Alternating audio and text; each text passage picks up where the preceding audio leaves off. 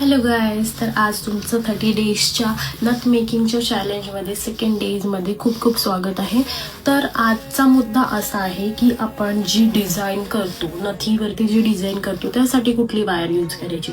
तर त्यासाठी आपण 30 गेजची वायर यूज करतो. तर मी तुम्हाला जरा रॅपिंग वायर त्याला म्हणतात, तर रॅपिंग वायरबद्दल काय काय माहिती आहे हे जरा मी तुम्हाला आज शेअर करणार आहे. तर रॅपिंग वायर काय असते, जेव्हा तुम्ही नथ मेकिंग करता तर नथ मेकिंग करताना जे मणी असतात किंवा जे बीड्स असतात किंवा जे काही मोती वगैरे काही असेल तर ते तुम्हाला अटॅच कशाने करायचे त्या वायरवरती.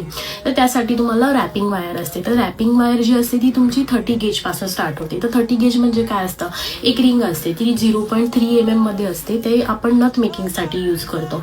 तर ती जेव्हा आपण रॅप करतो त्याच्याने आपली नथ परफेक्टली बसते, तर त्याला रॅपिंग वायर बसतात. तर अजून काही रॅपिंग वायर असतात जसं काही 0.4, 0.5.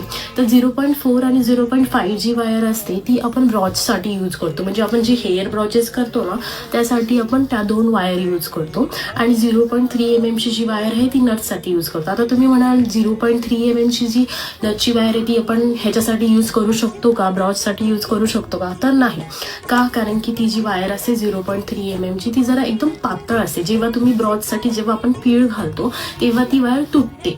सो ती वायर तुम्ही फक्त नथसाठी यूज करू शकता. आणि जी आपली रॅपिंगची वायर असते म्हणजे जी 0.5 mm ची वायर असते ती तुम्ही ब्रॉचसाठी यूज करता. जर तुम्हाला ही व्हिडिओ आवडली असेल तर नक्की लाईक, शेअर अँड कमेंट नक्की करा. Thank you, bye.